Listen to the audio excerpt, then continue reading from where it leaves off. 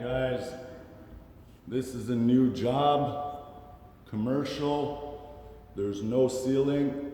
I'm sorry about that light there. It's a little bit foggy, but this is how I'm going to do my, I already did all the flats and all the corner beads with the super taper.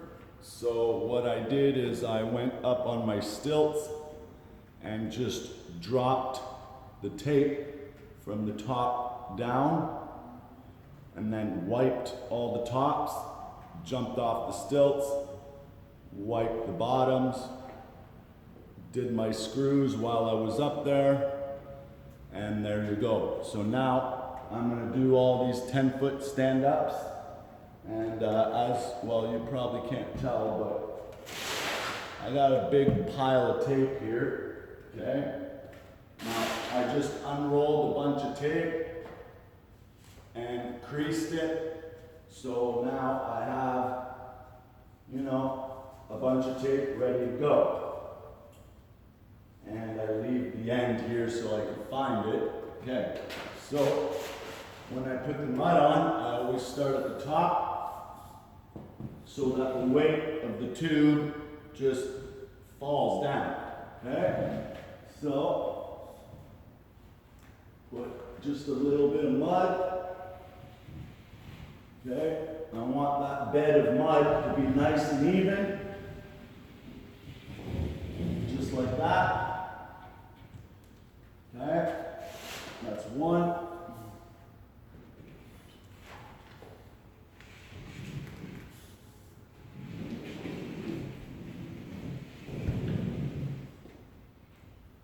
And that's two. Okay.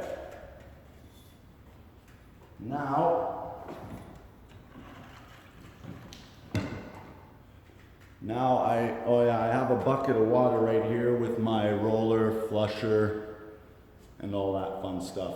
So you can put the tape up and then just use the compound tube and put a thin layer of mud on top of the tape, but then you're gonna need a 3-inch flusher.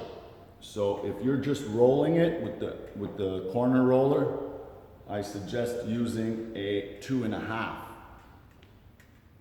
Especially for the stand-ups. If you're doing a horizontal angle, I use the 3-inch no matter what, just because it's bigger and it doesn't allow mud to drip all over the wall or on the floor. Okay, so again, my tape is pre-creased. I got a pile of it on the floor.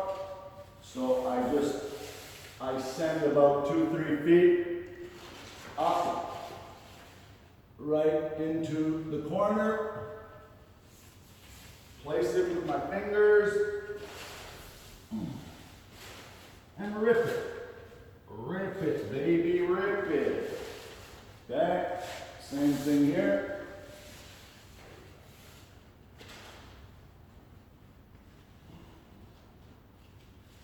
There we go.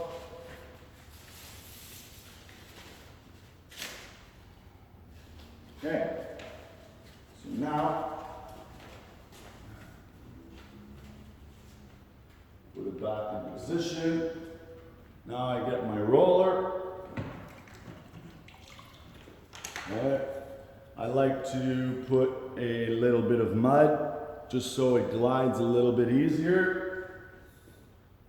Start in the middle and work my way up and down, not touching the floor.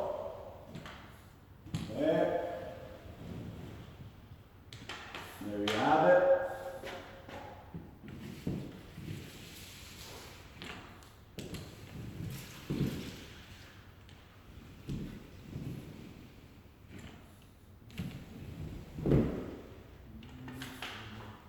Okay.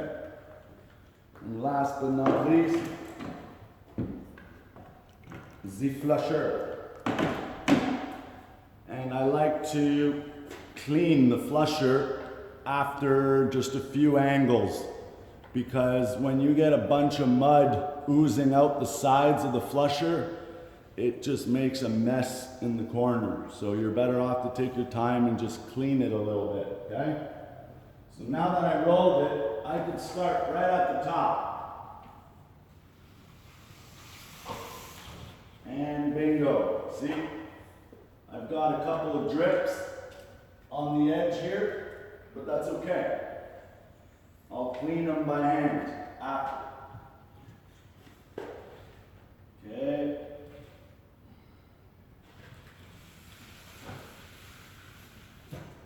And beautiful. So next,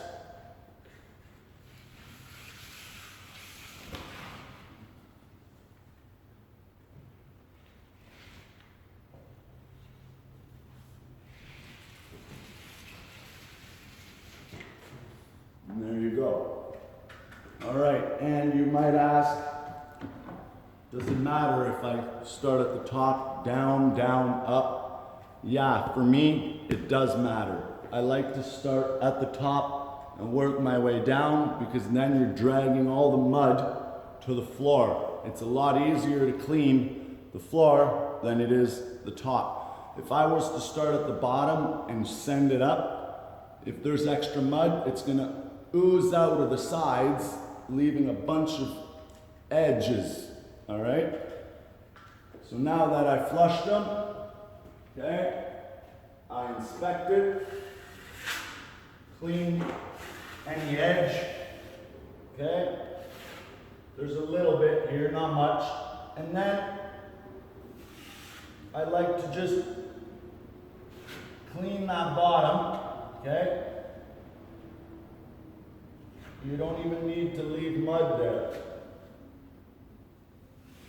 I just want to make sure that the trim guy likes me. He's my friend. Not really, but he definitely won't be if I leave it like that, right guys?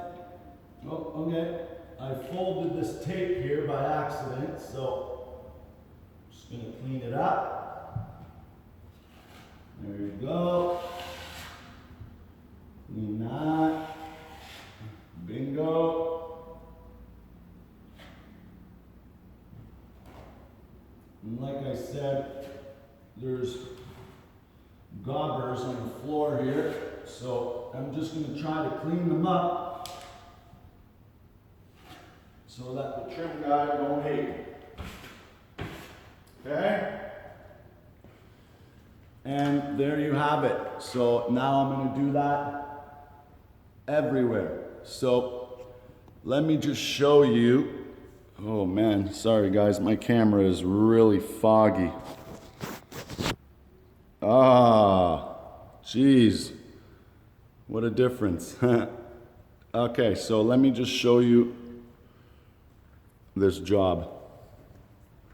Okay, you can see my my sticks there on the wall. Okay, so this is the job. See this section here, I don't need to finish. It used to be a tall ceiling, but it won't be anymore. As you could tell, they put T-bar wires. So they're gonna drop this ceiling, see, down to that height right here, 10 feet. So this upper area I just did for sound and noise and whatever, just so it looks good. Okay, so that's this section, and I have the luxury of a lift. Now this section here, I need to finish, okay? See, I got my corner beads installed. I coated them once with the 8-inch knife, just because, I don't know, I didn't want to load it too much. And here, if you can tell, I coated that angle off of the lift. So that angle there, I'm not using my flusher because I had to jump up on the lift. So I just dropped the tape with the super taper and I wiped it by hand, and then I coated one side right away because now it's dry, so I could coat the other side right away. That's done. It would have been the same thing as a flusher. Put the tape on, let it dry, flush it, let it dry, sand it. So it's the same thing. Tape, coat, and then the next day coat the other side. Done. All right, so this is the other area. So now we are entering a long hallway full of offices. Okay, so we have another pile of tape with my extendable ladder. See, I'm going to be doing all the angles, and this up here is not finished. It's just for noise. Okay, so again, another office, doing all the angles, touching up the ugly stuff. And this, big holes. I got to sheetrock this, so I just taped up to it. Okay, again, another office, the two angles I did, a washroom, oh, more tape, another office. See, it's all pretty standard stuff. Okay, and then I got my little workroom. That's how I fill up my compound tube. With the pump, it's a lot easier, especially with a 55-inch tube.